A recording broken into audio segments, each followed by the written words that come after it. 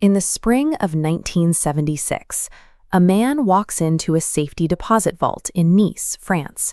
He rents a safety deposit box, slides a cheap mechanical alarm clock inside, and locks the heavy metal door.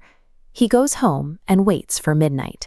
He needs to know what happens when that clock starts screaming deep inside the bank. Will the guards hear it? Will the police show up?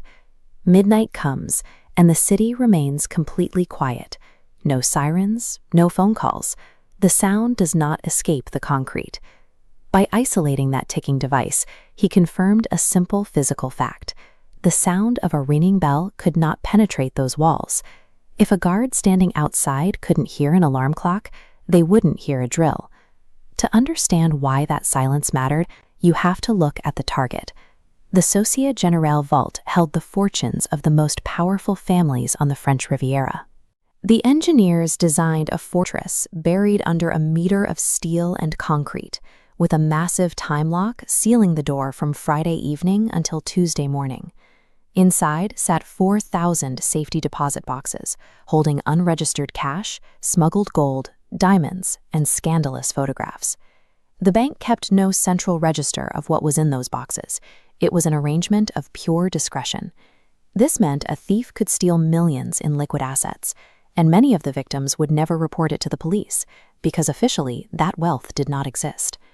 The man who realized this was Albert Spaggiari. He was 43 years old, and he ran a small portrait studio 3 streets away. He smiled for difficult mothers-in-law and handed out sweets to children.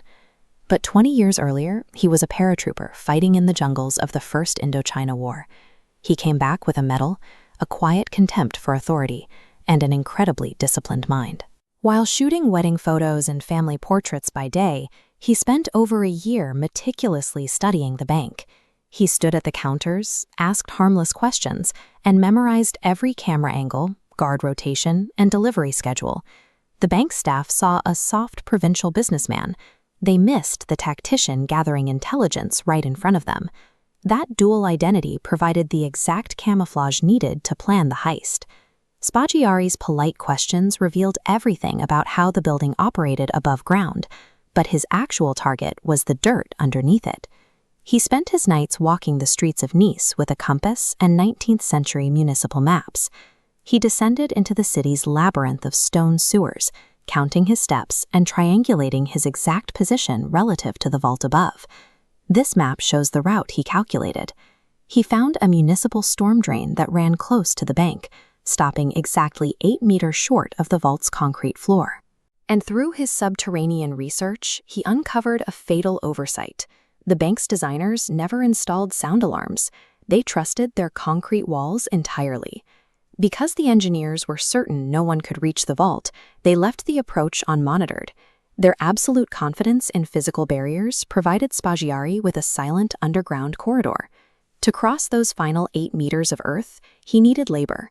He traveled to Marseille and assembled a 20-man crew of ex-soldiers and criminals, paying them out of his own pocket with promises of a share of the loot. The French press later called them the Sewer Gang. For 60 consecutive nights, they disappeared into the drain. They strung electrical cables, hauled dirt out in their pockets to avoid suspicion, and stood waist-deep in raw sewage for hours at a stretch. One man passed out from the fumes. Another severely cut his hand on rusted iron, but kept working in the dark. Spaggiari was down there with them, leading the shifts all night, then going home to wash up and open his photography studio at 9 in the morning. Spaggiari knew that walking through the front door was impossible. These 60 nights of subterranean labor weren't a choice. They were the alternative cost of entry, paid in sweat and waste instead of force. By the second week of July 1976, they reached the underside of the vault. Spaggiari waited for Bastille Day, a long national holiday weekend, giving them 96 hours with the bank fully closed. They drilled through the final layer of concrete. Spaggiari climbed inside, walked straight to the massive steel door the bank had spent years perfecting, and welded it shut from the inside. Over the next 3 days, they set up a picnic table, drank wine, and ate foie gras on air mattresses.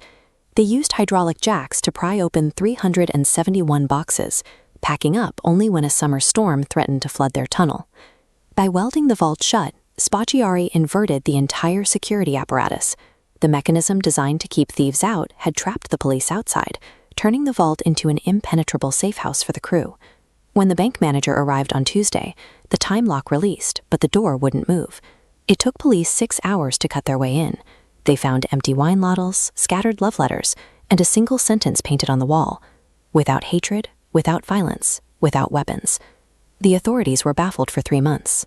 Spaggiari was only caught in October after a crew member's ex-girlfriend walked into a police station in Marseille and handed them a name. Once in custody, he smiled for the cameras and admitted to organizing everything, but he refused to surrender a single name from his crew. Instead, he fed the magistrates false addresses and elaborate stories that led exactly nowhere. The pressure of a massive investigation broke nothing. The military discipline he learned in the jungle held firm, shielding Isnen and ensuring the stolen millions simply vanished into the underworld.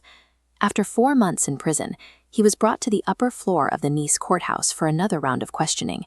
It was a warm spring morning, and the window was open. Spaggiari calmly handed the judge a fake hand-drawn diagram of the tunnel.